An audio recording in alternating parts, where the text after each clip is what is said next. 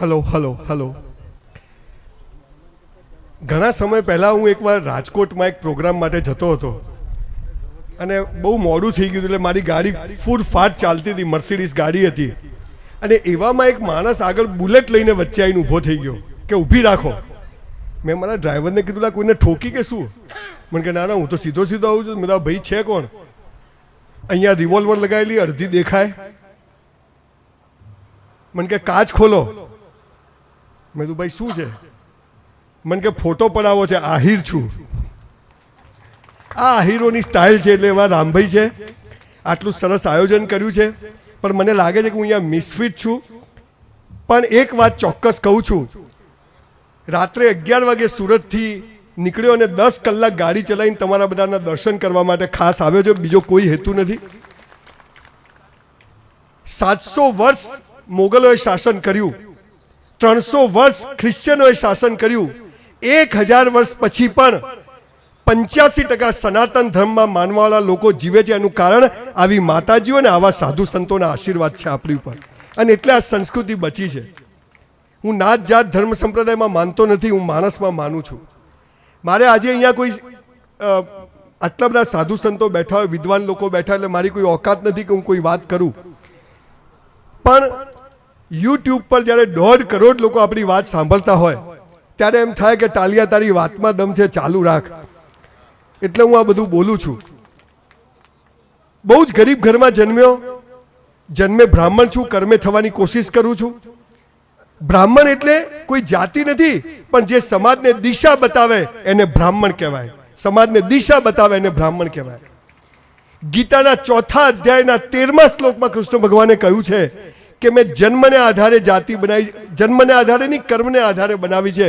દરેક માણસે પોતાનું કર્મ કરીને સિદ્ધ કરવાનું છે કે હું કઈ જાતિનો છું, બીજી બધી વાતો પછી.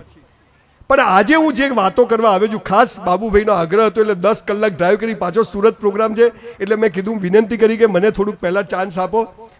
અને મારા ઉપર આજે પરીક્ષા છે કે આવા મહાન લોકો જ્યારે અહીંયા બેઠા હોય એટલે મારા માટે એક ધર્મસભામાં બોલતો હું એવી એક લાગણી છે. ગોપાલભાઈ મારા મિત્ર બેઠા છે અહીંયા આગળ, ડૉક્ટર કલસરિયા સાહેબ બેઠા છે, પરેશભાઈ પણ મિત્ર છે, કાછડિયા સાહેબ બેઠા છે. આવા અને આટલા બધા સાધુ સંતો બેઠા હોય એટલે થોડો હું બી ભયમુક્ત જીવન પર બોલું છું. પણ આ થોડો ભયમાં આવી ગયો છું. હું તો આજે આ બધું ભેગું થયું છે. પણ પરિચય છે મંદિરમાં દેવોને મારો ને મસ્જિદમાં ખુદા ઓળખે છે. નથી મારું વ્યક્તિત્વ કોઈથી છાનું, ગુજરાતી છું એટલે બધા ઓળખે છે. 2000 સેમિનાર કર્યા, 5 વર્ષ સુધી એક દિવસ ખાલી નથી. હું કોઈ વક્તા નથી, સ્પીકર નથી. 30 લાખ લોકો ફેસબુક અને ઇન્સ્ટાગ્રામ પર જ્યારે ફોલો કરતા હોય તો એ વાત હું આજે તમને કરવા આવ્યો છું. હું કોઈ સ્પીકર નથી, ધંધાદારી માણસ છું. પણ જાતે બ્રાહ્મણ એટલે કોઈ પણ વાર્તામાં એક વાક્ય આવે કે એક દરિદ્ર બ્રાહ્મણ હતો. બ્રાહ્મણ હાલો ગરીબ જ હોય. હું એકચ્યુઅલી એને હોધું છું, સાલી લખી કોને જડતો નથી મને. નહીં તો એને મારી મર્સિડીઝ બતાવું છું અને ગરીબ બ્રાહ્મણ કહેવાય. એક વાર ઘેર ઝઘડો કર્યો કે સાયકલ લાવી આપો. અહીં ખાસ મને આયોજકોએ કહ્યું છે કે અમારે યુવાનોને, ખાસ દીકરીઓને, જે યુવાનો અહીંયા ઊભા છે, હું અહીંયા આવતો હતો તો પાનના ગલ્લે 2-3 યુવાનો બેઠા હતા. બાઇક ઉભેલું, 2 જણા બેઠેલા, આટલે પેન્ટ પહેર્યો, આટલે હાવ નેચું પેન્ટ પહેરેલું. મેં કીધું શું છે? મને કે લો વેસ્ટ. મેં કીધું લો વેસ્ટ એટલે શું? મેં કીધું વેસ્ટ તો હોવી જોઈએ. આટલું નીચે પેન્ટ પહેરે, હાથમાં મસાલો હોય, કૂતરું પાછળ પડે કે એટલે કઈડી જાય, દોડી ન કે. અને પછી કે દેશ માટે કોક કરવું છે. પાન, મસાલા, ગુટકા, દારૂ, નોનવેજ આ બધું કેમ ખાઈએ પીએ છીએ? કેમ કે જિંદગીનો અસલી નશો નથી ને, એટલે હાલા ડુપ્લિકેટ નશા કરવા પડે છે. અસલી નશો ખબર નથી કે શું છે. અને અસલી નશો શું છે? 84 લાખ યોનિઓમાં જખ મારીએ ત્યારે એક મનુષ્ય જન્મ મળે છે બોસ. અને એમાં નાક, કાન, આંખ બધા સ્પેરપાર્ટ ઓકે હોય ને તો લોટરી છે, લોટરી. અને તોય જેને જુઓ ને દિવેલ પીધેલા હોય 60% તો જીવનમાં મજા નથી. તો ઘેર જઈને પ્લગમાં 2 આંગળી ઘાલ દેવાની, 10 મિનિટ થાય. તમને મહિના પહેલા ખબર હતી કે આ ભાઈ આવશે, રામભાઈ આવું આયોજન કરશે, આ બધું નક્કી છે. આપણે મંદિર જતા હાલું કૂતરું બટકું ભરી જાય, આપણે જો બટકું ભરાવા ગયા હતા. આખી વાત જુદી છે. આજે માતાજીના દરબારમાં બેઠા છીએ. મને આ સંસ્કૃતિ માટે જોરદાર ગૌરવ છે. વેદો, પુરાણો, ઉપનિષદો બધું વાંચ્યું છે, એને પચાયું છે. પણ એક ગરીબ ઘરમાં જ્યારે જન્મ્યો, ખાસ અહીંના યુવાનોને જ કહું છું, જે લોકો અત્યારે અહીંયા આગળ મા બાપોને કહું છું, જે દીકરા દીકરીઓને છોડતા નથી, યુવાનોને કહું છું કે કંઈક કરો યાર. અહીંયા સેક્સ અને પૈસા માટે નથી આવ્યા. We are here for a reason. અને પૈસા ને સેક્સમાં તાકાત હોત તો બૌદ્ધ અને મહાવીરે છોડ્યું જ ના હોત. આ આપણને ખબર નથી. એ ઘરે ઝઘડો કર્યો, મારા બાપુજીને કીધું સાયકલ લાવી આપો. મને કે કેમ? મેં તું બધા સ્કૂટર લઈને જાય, લુના લઈને જાય ને આપણે હેરતા. મને કે બેટા આપણે ગરીબ છીએ. મેં તું ગરીબ એટલે શું? મને કે હોદા ના મળે, સમજ ના પડી. ત્યારે મારા બાપુજીએ મને જે વાત કરી, આજના સમાજને હું ખાસ દરેક જગ્યાએ કહું છું. મને કે સાલા કોઈ ધીરુભાઈ અંબાણી ત્યાં જન્મ્યો હોત તો? મેં તો હાલી વાત હાજી, હું શું કરવા આવ્યો? પણ મેં કીધું એ તો મારા હાથમાં નથી. મને કે બધું તારા હાથમાં છે. મેં કીધું કેવી રીતે? મને કે ખૂબ કસરત કર, ખૂબ ચોપડીઓ વાંચ, તન અને મન મસ્ત હશે ને તો ધનના ઢગલા થઈ જશે. તન અને મન. 1966 નું મોડલ છું. 56 વર્ષની મારી ઉંમર છે. સવારે 100 દંડ મારું છું, 100 ડીપ્સ. 56 વર્ષમાં દવા નથી ખાધી. 5000 પુસ્તકો વાંચીને આપની સામે ઉપસ્થિત થયો છું. ત્યારે એ ગરીબ ઘરમાં જન્મેલો સંજય રાવલ અત્યારે મારી બંગલાઓની સ્કીમ ચાલે છે, 200 દુકાનોનું કોમ્પ્લેક્સ બને છે, જીમ ચલાવું છું, હોટલ ચલાવું છું, ગુજરાતી ફિલ્મો બનાવું છું. અને આપ સૌના આશીર્વાદથી ગુજરાતની સૌથી મોટી 650 એકર જમીનમાં 1000 કરોડની યુનિવર્સિટી બનાવવા હું જઈ રહ્યો છું. અને કેવી યુનિવર્સિટી? 3 ટ્રાયલ વાળાને સૌથી પહેલા એડમિશન આપવામાં આવશે. પછી 35%, 36%, 40%, 50% એડમિશન બંધ. હોશિયારો માટે તો ઘણી સ્કૂલ કોલેજો છે, પણ મારા જેવા ડબ્બાઓની કોઈને ચિંતા નથી. આપણે આ ડબ્બાઓ માટે કોમ કરવું છે. અને નાલંદા અને તક્ષશિલા વિદ્યાપીઠને ભૂલી જાય એવી સંસ્થાઓ આપણે શરૂ કરવી છે. એ આખો જુદો વિષય છે. પણ આજે હું 4-5 વાતો કહેવા આવ્યો છું, જે 450 જીવન ચરિત્રો વાંચ્યા. ગુજરાતના 100 કરોડપતિઓને મળ્યો, અમેરિકા દુનિયાભરના મળ્યો. અને આ લોકો જે કરતા હતા એ આપણે કરીએ ને તો આપણો ફોટો ગુમાય હસતો આવે. બાકી તો લગ્નમાં જાઓ અને 50 તોલા હોનું પહેર્યું ને તોય ફોટો સારો આવવો જોઈએ. તારો નહીં જ આવે ભાઈ. હસો જો, કેવા સરસ લાગો છો. હમણાં બહાર હા ચાવી ચો ગઈ. હે માતાજી, માતાજી આપણા માટે બેઠી છે. આખી વાત ખબર નથી. 4-5 વાતો કહેવા આવ્યો છું. ટૂંકમાં કહીને જલ્દીથી નીકળવું કે મારે પાછું 10 કલાક ડ્રાઈવ કરી અમદાવાદ જઈને પાછું સુરત પહોંચવું છે. આયોજકોનો ખૂબ ખૂબ આભાર અને સાધુ સંતોનો કે મને સૌથી પહેલા બોલવાનો ચાન્સ આવ્યો. બાકી મારો નંબર છેલ્લે હોય, પણ મેં કીધું આજે લાગવક લગાવો તો ભગવાને વળી મારી સાંભળી લીધી. અહીં જેટલા લોકો ઊભા છે એમને કહું છું, જીવનમાં પ્રગતિ કરવી છે, આગળ વધવું છે. તમને ખબર છે આપણે અહીં આવીએ ને એ પહેલા આપણી જગ્યા માતાજી ખાલી કરે છે, ભગવાન આપણી જગ્યા કરે છે, પછી આપણને મોકલે છે. એમને નથી ટપકી ગયા. આપણો જન્મ થાય ને ભગવાન કેવો છે, પણ ભગવાન એટલે શું એ ખબર નથી. ભગવાન તો એક જ છે, નિર્ગુણ નિરાકાર, જેનો કોઈ રંગ રૂપ આકાર નથી. એ આખી ફિલોસોફીની વાત કરવા નથી આવ્યો, પણ મૂળ વાત એ કહેવા આવ્યો છું કે ભગવાન આપણા જન્મ પહેલા બધી વ્યવસ્થા કરે છે. આપણી માના આંચળમાં દૂધ આવી જાય છે, થોડા મોટાથી એ દોત આવી જાય છે, થોડા મોટાથી એ કપડોની દુકાનો બની જાય છે, થોડા આટાપાડા ચડીએ તો આવા સાધુ સંતો આપણને ટપારા છે, થોડાક મોટાથી આપણા માટે સ્કૂલો બની જાય છે, આસ્થા માટે આવી મંદિરો મસ્જિદો લોકો બનાવીને રાખે છે. અને મરી જઈએ તો સમસોનમાં લકડો ચિયોક કાપીને તૈયાર રાખે છે. આવો ભગવાન છે. અને તોય આપણે હું શું કરું, તું પ્લગમાં આંગળી ગાલ દે, 5 મિનિટ થશે ભાઈ. ભગવાન છે ને, ભગવાન એ મરદની મૈયતમાં જાય પણ બાયલાની જોનમાં ના જાય. મરદ બનવું પડે. પણ આ મરદ કેવી રીતે બનવું પડે એ હું તમને કહેવા આવ્યો છું. પહેલી વાત, તમે જે કોઈ ભગવાન, માતાજી, ઈશ્વર, અલ્લાહમાં માનતા હોય કે એ તો એક જ છે, એમાં વિશ્વાસ રાખજો કે એ જે કરશે એ યોગ્ય કરશે. એ જે કરશે સારા માટે કરશે.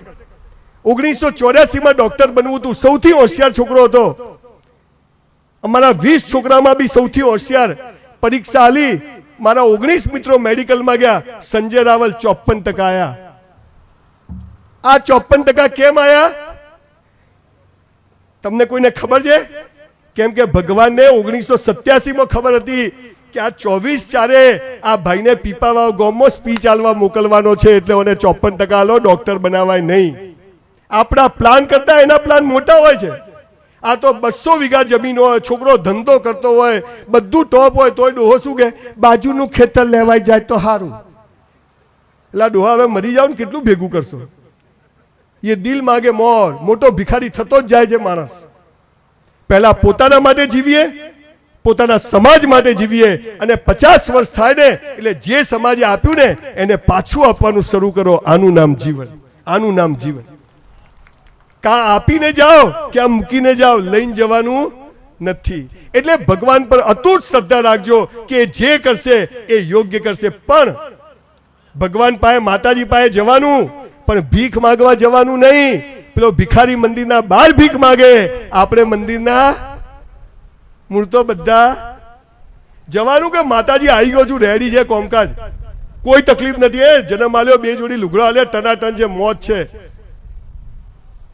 ભગવાન પાસે સોરી ને થેન્ક યુ કહેવા જજો, ભીખ માંગવા જશો નહીં. કેમ કે બેંકમાંથી 100 રૂપિયા ઉપાડવા હોય તો પહેલા 100 રૂપિયા જમા કરાવવા પડે. બાકી બેલેન્સ ના હોય, બાપા મેનેજર હોય ને તોય ચેક રિટર્ન આવે. એટલે જમા તો કરાવો. આ રોમભાઈ બધું જમા કરાવે છે, તમા તાઇફા કરે છે, સમજો. જે જોઈએ તે કરો. કેરી જોઈએ તો કેરી વાવો, પ્રેમ જોઈએ તો પ્રેમ વાવો, સંસ્કાર જોઈએ તો સંસ્કાર વાવો, દુશ્મની જોઈએ તો દુશ્મની વાવો. જે વાવો એવું કે પર્વત પર જઈને જોરથી બોલો સંજય, તો મગન સંભળાય? એ તો સંજય જ આવે. એટલે ભગવાન પાસે સોરી ને થેન્ક યુ કહેવા જવું, ભીખ માંગવા જવું નહીં. બીજી વાત, આપણા સમાજની જે પથારી ફરી છે, યુવાન છોકરાઓ પાસે દિશા નથી. પાન, મસાલા, ગુટકા, દારૂ બધું વધી. એનું કારણ શું છે? અસલી નશો નથી. અસલી નશો શું છે હું તમને કહું. આપણો બીજો ધર્મ શું છે ખબર છે? રોજ મા બાપને પગે લાગો. તમારામાંથી કેટલા લોકો લાગે છે, ખાલી હાથ ઊંચા કરશો, કેટલા લોકો મા બાપને પગે લાગો છે? એટલે સારું કોમ છે, હાથ ઊંચા કરો લાગતા હોય તો. આટલા લોકો જોડે પટી ગયા કે ફોટો પડાવશું. અને જે લોકો નથી લાગતા એને પ્રણામ. ઠાकुर टूट सकता है लेकिन झुक नहीं सकता. साला झुकेगा नहीं. है ને, હમણાં બીજું પિક્ચર આવ્યું છે. સાહેબ, ભગવાન જમીન પર આપવાનો જ નથી, એટલે એને મા બાપને મોકલ્યા, અને મા બાપ થી આપણને પેદા કર્યા. તો આપણો ભગવાન કોણ? કોને પગે લાગવું જોઈએ? હું મારી 85 વર્ષની મારી બાને રોજ ઘરેથી પગે લાગીને નીકળું છું. સાલા કોઈના બાપથી ડરતો નથી. એટલો પાવર હોય છે મારી અંદર, એટલો પાવર હોય છે. તમને કહું છું, અહીં જે જુવાનિયાઓ બેઠા છે, ઊભા છો, આજે જ અહીંયા મા બાપ આવ્યા હોય ને તો પગે લાગી જજો. કે તો ઘેર જઈને લાગજો, આવો ચાન્સ નહીં મળે. પણ તમે પાછા પગે લાગશો શું કહેશે? શું છે એલા, પૈસા નહીં મળે. આ સાલો વાલીઓ વાલ્મીકી ચોથી થઈ ગયો. પણ લાગજો સાહેબ. આટલો સરસ પ્રોગ્રામ ને આટલા બધા સાધુ સંતોના આશીર્વાદ હોય, માતાજી સાક્ષાત સામે બેઠી હોય, તો આપણો ધર્મ છે કે આપણે મા બાપને પગે લાગીએ. અને મા બાપને પગે ના લાગો તો કઈ નહીં, પણ યુવાનીઓ એવું કોઈ કામ ના કરશો કે આપણા મા બાપને કોઈને પગે પડવા જવું પડે. એવું કોઈ કામ કરશો નહીં જીવનમાં. બોલો, તમે ચાહો છો કે આજે તો આ બધા સાધુ સંતો બધાને સાંભળવાના છે, પણ હું સ્પેશિયલ કોઈક વાર 2 કલાક અહીંયા આગળ બોલવા માટે આવું, એવું તમે ચાહો છો?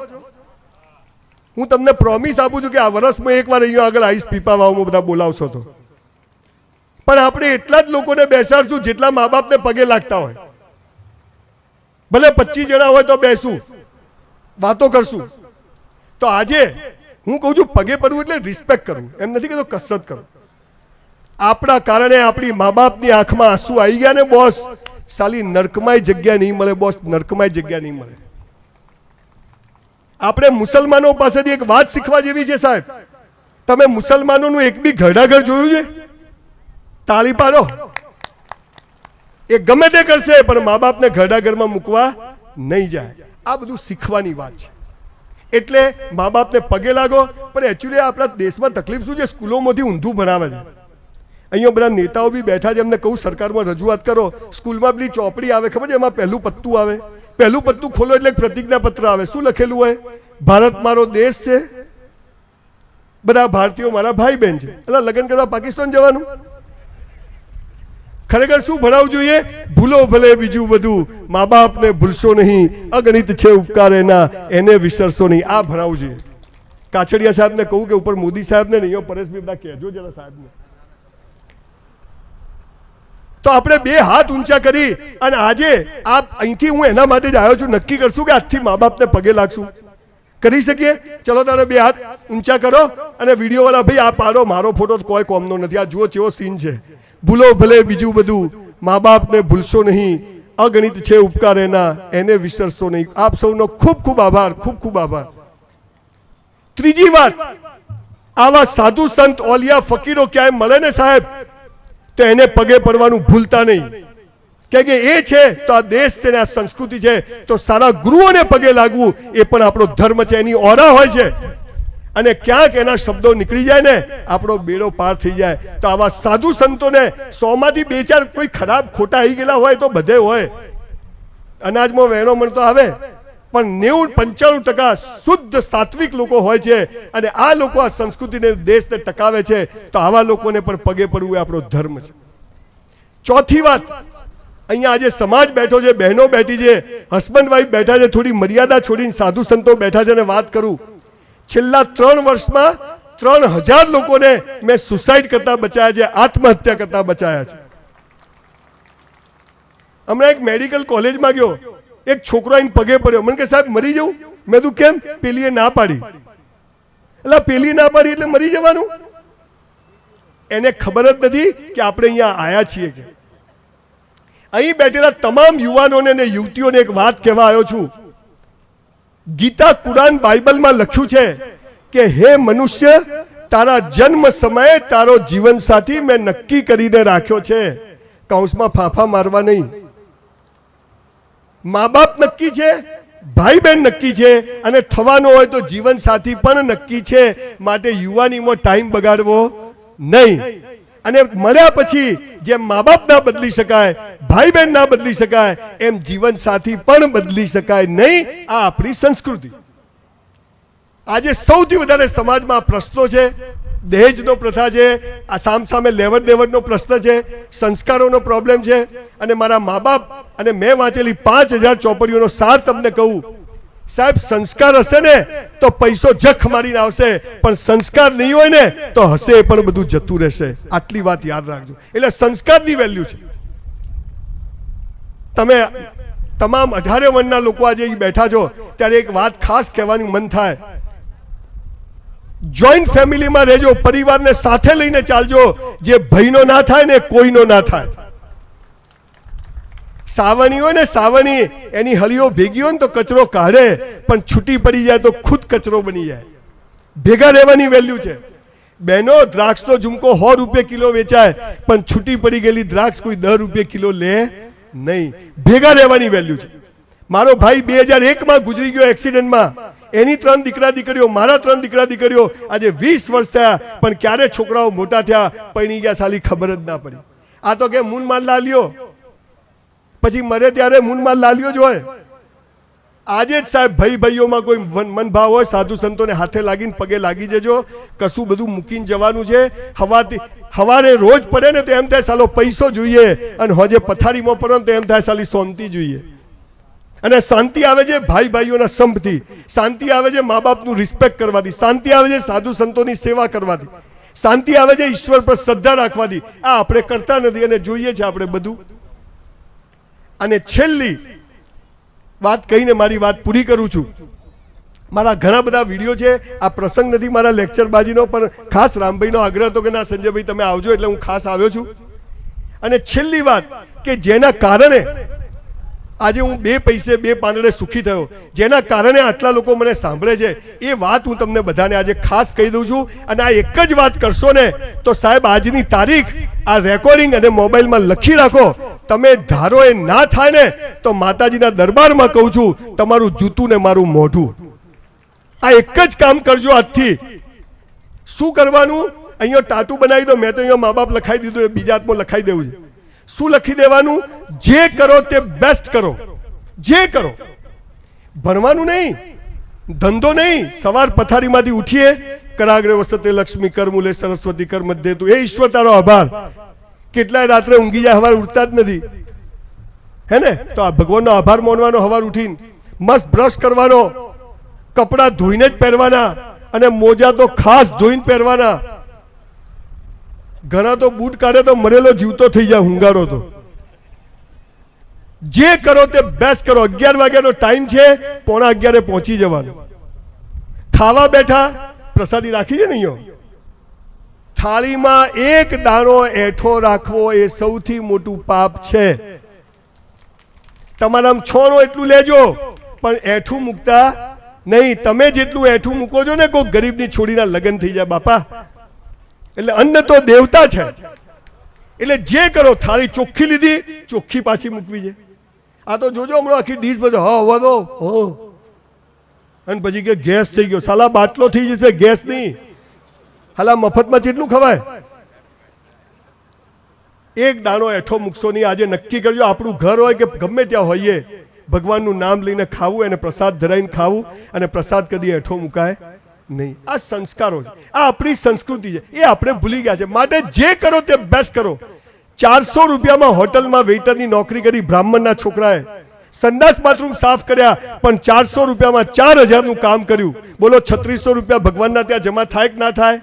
આજે 20 વર્ષે આપણી ટોપ હોટલ બને કે ના બને? અરે ભગવાન તું જાય કે તારે બનાવવી પડે. તમને કહું છું, 10,000ની નોકરી હોય, 20,000નું કામ કરજો. 10,000માં તો જે કર્યું એ તો મજૂરી છે, પણ 10,000 ઉપર જે કરશો એ તમારું સાથે આવશે. આ વાતો નાની નાની વાતો છે, જેનાથી જીવન મસ્ત પસાર થઈ જાય છે. એક સાયકલ લઈને ફરતો માણસ ક્યારે મર્સિડીઝ પર આવી જાય, રહેવા ઘર ના હોય ને લોકોના બંગલા બનતા થઈ જાય. ઘરમાં બૈરું નતું સાંભળતું, આજે વસ્તી સાંભળે છે. તમારા બૈરાને હાથે લઈ આવજો. મેં તું જો વસ્તી જેટલું સાંભળે છે, તું જો. કૌંસમાં તું એ સાંભળ થોડું.